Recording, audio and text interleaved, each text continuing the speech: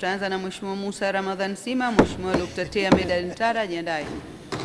Mheshimiwa Mwenyekiti, na kushukuru. Naomba nichukue fursa hii kumshukuru sana Mwenyezi Mungu, lakini pia nimpongeze Profesa Adolf Mkenda kwa kazi kubwa. Nimpongeze pia Naibu Waziri Omar QS Kipanga, Katibu Mkuu dada yetu Profesa Caroline Nombo kwa kazi kubwa, na Naibu Katibu Mkuu na timu nzima. Mheshimiwa Mwenyekiti, nimpongeze Mheshimiwa Rais, lakini nifanye rejea ndogo ya hotuba yake ambayo aliwasilisha hapa bungeni tarehe 22 Aprili mwaka 2021 kuhusu mambo ya elimu. Naomba nisome ninukuu. Mheshimiwa Rais alisema serikali itajielekeza kufanya mapitio ya sera ya elimu ya mwaka 2014 na kufanya marekebisho kwa mitaala iliyopo ili ielekezwe kwenye kutoa elimu ujuzi. Tunataka mitaala yetu ijielekeze kwenye kutoa elimu ujuzi kulingana na mazingira ya nchi na soko la ajira. Mheshimiwa Mwenyekiti, maneno haya ya Rais Daktari Samia Suluhu Hassan ameyaishi kwa vitendo. Hivi tunavyozungumza tunao mtaala mpya ambao pia umeanza kazi. Pongeze sana Rais wa Jamhuri ya Muungano wa Tanzania.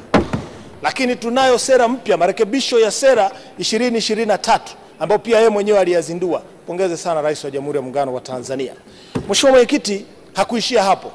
Sasa hivi tumejenga miundombinu ya shule, tumejenga shule mpya za sekondari na shule za msingi ili kukidhi mahitaji ya sera hii na kukidhi mahitaji ya mtaala huu. Lakini hakuishia hapo. Sasa hivi tunazungumza, na kwenye hotuba ya waziri amesema zinajengwa shule za amali zaidi ya 103 na shule 29 ni za uhandisi pamoja na shule moja iko Singida mjini. Pongeza sana Rais wa Jamhuri ya Muungano wa Tanzania.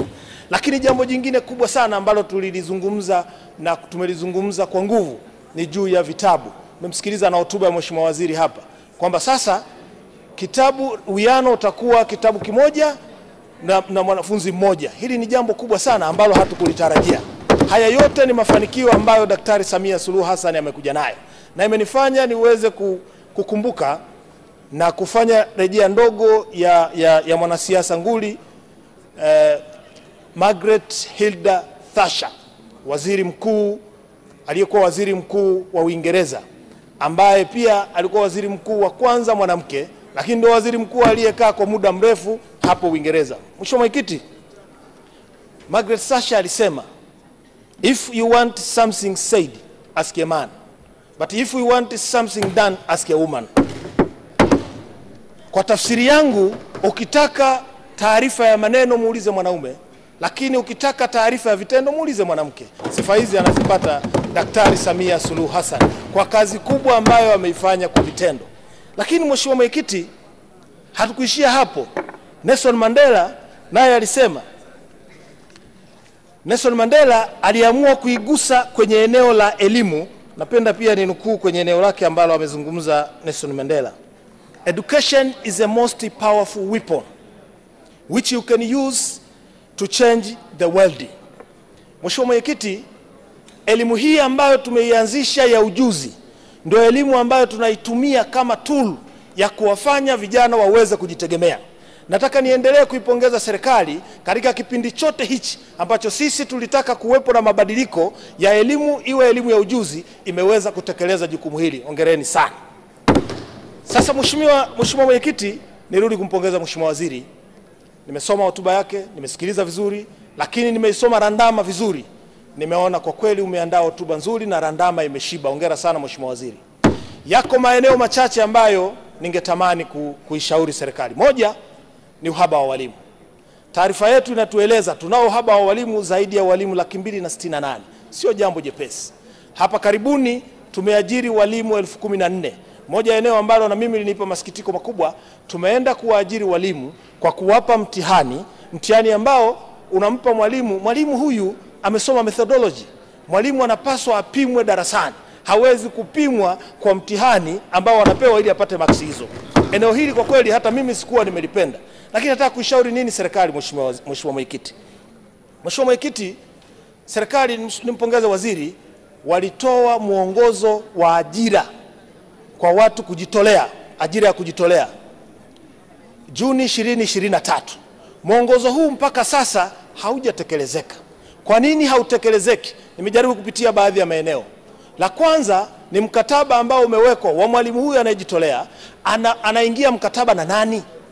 Kwa sababu pale kwenye mwongozo inaonyesha mkuu wa shule ama mwalimu mkuu, lakini pia unaonyesha kamati ama bodi ya shule. Tayari unamweka mwalimu ana hang, lakini anatakiwa alipe posho na nani? Manake tunasema moja ya chanzo ni mapato ya ndani ya halmashauri. Chanzo kingine tumesema wazazi. Chanzo kingine wadau mbalimbali.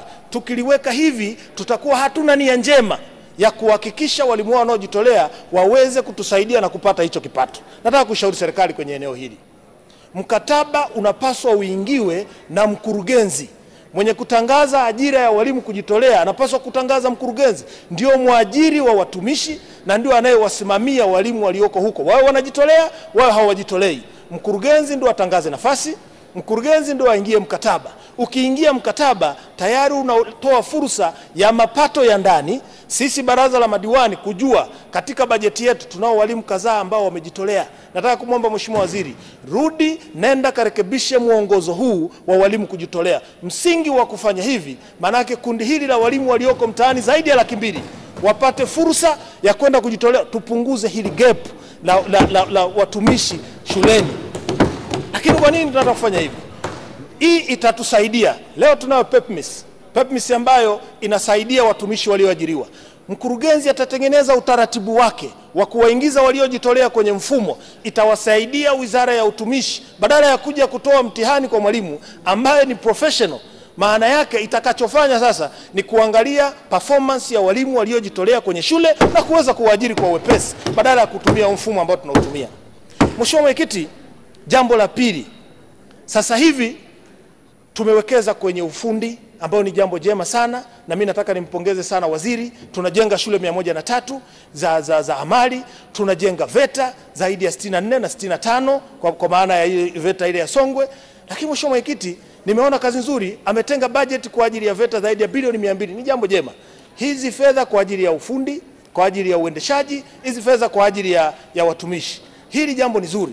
Lakini ukifanya mchanganuo wa budget nzima kwenye hili eneo la ufundi ni only 13%, asilimia 13 tu imetengwa fedha kwa ajili ya uendeshaji wa vyuo hivi. Fedha hii ni ndogo sana. Nataka kuiomba serikali, kama kweli sisi tumeweka dira ya maendeleo yetu, tumwandae kijana kuwa na ujuzi, lazima tuongeze fedha kwenye eneo hili ili liweze kutoa mwongozo zaidi, tupate walimu wa kutosha, tupate vifaa vya kutosha. Lakini fedha hii iliyopo lazima itoke kwa wakati. Shule zinajengwa, zinaisha, lakini hakuna vifaa mpaka sasa tunavyozungumza. Hakuna walimu mpaka sasa tunavyozungumza. Nimefurahi sasa mmeenda Mtwara kule, mmeona kwamba sasa tuanzishe kile chuo kiwe chuo kikuu na wetu waweze kusoma pale. Mheshimiwa Mwenyekiti, eneo hili ndio msingi wetu wa maendeleo. Tunataka vijana waingie darasani, vijana hawa waweze kupata ufundi. Sasa kama hatujajiandaa kuleta vifaa mapema, tutakuwa tumeshindwa kutekeleza wajibu huu kwa wakati. Lakini jambo la tatu, Mheshimiwa Mwenyekiti, Mheshimiwa, sijaona projection ya serikali hapa tunakoelekea. 2028 tutakuwa na vijana wa form 1 ambao wametoka darasa la 6 na waliotoka darasa la 7. Mikono yote miwili inaingia form 1 2028. Sasa ikiingia form 1 2028, yapi maandalizi ya serikali ya kuongeza miundombinu ya madarasa, ya kuongeza watumishi? Yapi maandalizi haya ya serikali? Hatujaona. Projection inatakiwa ifanyike leo. Tukisubiri baadaye tutarudi kama tulikotoka huku. Tunaanza kutumia nguvu kuanzisha madarasa, kuanzisha shule, matokeo yake tutashindwa kufikia malengo. Nataka kuiomba serikali, mwaka 25 umeisha huu, tunakwenda 26 na mwaka unaofuata, tuweke maandalizi mazuri ya 2028. Tunawapokeaje hao watoto waliomaliza darasa 6 na waliomaliza darasa la 7? Wasije wakaenda kwa wingi alafu wakakuta bado tunatatiza lile la walimu. Sasa hizi na walimu zaidi ya 200,000 wanatakiwa, 268,000 waingie. Ukifika huko inawezekana walimu wakafika zaidi ya 500,000 mpaka 700,000. Hawawezi kufundishika. Elimu yetu itakuwa tumetoa elimu ambayo haina msingi wa kuwasaidia hao watoto. Mheshimiwa Mwenyekiti, uko mradi katika miradi yetu hii mikubwa. Tuna mradi wa Boost, tuna mradi wa Secup, tuna mradi wa EP4R, lipa kulingana na matokeo. Miradi hii sehemu kubwa kwenye halmashauri imefanya vizuri. Lakini ziko halmashauri miradi hii haijafanya vizuri. Na haijafanya vizuri kwa sababu gani? Na miradi hii ina fedha nyingi. Isipofanya vizuri, manake tunapoteza fedha nyingi za wafadhili. Na inatusaidia. Kwa nini haijafanya vizuri? Mdondoko wa wanafunzi. Wanafunzi ambao hawajamaliza. Ukichukua takwimu 23 mpaka 24, wanafunzi wa shule ya msingi na sekondari wanafika zaidi ya 500,000. Wanafunzi hawajamaliza shule. Mdondoko wa wanafunzi, serikali inatakiwa ije ituambie nini sababu ya mdondoko wa wanafunzi. Jambo hili linatuweka kwenye wakati mgumu.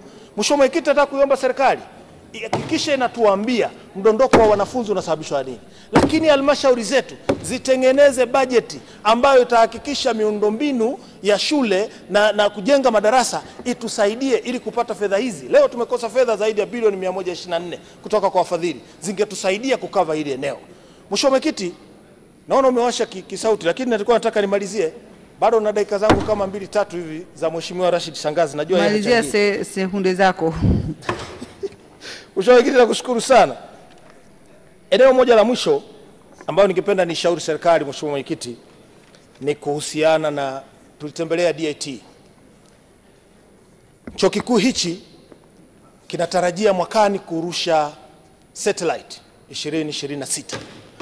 Moja ya eneo ambalo tulitaka kujua sisi wajumbe wa kamati, tunarusha satellite ku collect data gani? Wakasema wao wameshawasiliana na watu wa TAWA na nini, manake unataka collect taarifa za wanyamapori.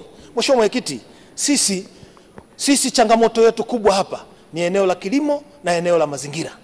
Tunataka warushe satellite watupe taarifa ya maeneo ambayo sisi tutafanya kilimo chetu kiwe bora, na sisi tukaangalia eneo la mazingira. Tusirushe satellite kwenda kwenye eneo dogo linalohusiana na wanyamapori. Mheshimiwa Mwenyekiti, nakushukuru sana na naunga mkono. Asante sana Mheshimiwa Musa Ramadhan Sima. Mwongozo wa walimu wa kujitolea, tuko tayari kuendelea kupokea maoni, nimeasikiliza, lakini mpaka sasa hivi kuna walimu 23,405 wameweza kukamilisha kupitia mwongozo huu. Mwongozo huu unakutaka mkurugenzi wa halmashauri ashirikishwe, kamati ya shule ishirikishwe, na taratibu zipo. Lakini tunasema kila kitu kina nafasi ya kuboresha. Tutakaa na wenzetu kuona kama kuna nafasi ya kuboresha ili tupate wengi zaidi. Hii hoja ya walimu wajitolea kwa kweli mnaonea. Zidi hawa zaidi ya miaka 7. Lakini anakuja mtu hafla tunaingia, huyu anaonewa. Ili mlitizame kwa makini sana. Naomba sana mwape kipaumbele. Ni experience, wana uwezo, wana uzalendo mkubwa kwa taifa hili.